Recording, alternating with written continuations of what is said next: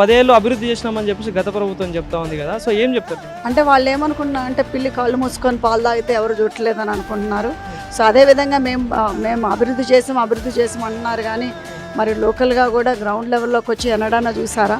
మరి ఎప్పుడు కూడా ఆ ఫార్మ్ హౌస్లో పండుకోవటము, మళ్ళీ లేకపోతే కేటీఆర్ గారికేమో వేరే దేశాల్లో తిరిగి నిధులెట్ట తీసుకురావాలని ఆయన వేరే దగ్గర పోవటం జరిగిపోతుంది. కానీ ఎవరన్నా వచ్చి గ్రౌండ్ లెవెల్లోకి వచ్చి చూస్తే అప్పుడు నిజంగా కూడా గ్రౌండ్ లెవెల్లో ప్రజలంతా ఎంత కష్టపడుతున్నారు. కనీసం మినిమం సౌకర్యం లేకుండా అంటే వాటర్ సిస్టమ్ కానీ, డ్రైనేజ్ కానీ, రోడ్లు కానీ, this is infrastructure. So infrastructure అనేది లేకుండా మీరు అభివృద్ధి అని 10 ఏళ్ళ నుంచి చెప్తున్నారు. సో అదేవిధంగా ఇప్పుడు మళ్ళీ నిన్న కూడా వాళ్ళు రౌడీ షీటర్ అని మాట్లాడుతున్నారు. మరి వాళ్ళ పార్టీలో నిన్న ఇంకొక రౌడీ షీటర్ నన్ను మా పార్టీలో ఉంటే రౌడీ షీటర్ అన్న ఆయన్ని మా కండ కప్పుకొని చేసుకున్నారు. అంటే మరి వాళ్ళ పార్టీలో ఉంటే రౌడీ షీటర్లు కాదు, మా పార్టీలో ఉంటే రౌడీ షీటర్లు, ఇదెక్కడ అన్యాయం, ఇదెక్కడ న్యాయం అనేది ప్రజలే రేపు బుద్ధి చెప్తారు. బై ఎలక్షన్స్లో మన నవీన్ యాదవ్ గారు మాత్రం ఎక్కువ మెజార్టీ తోటి మాత్రం గెలవబోతున్నానైతే నేను చెప్పగలను.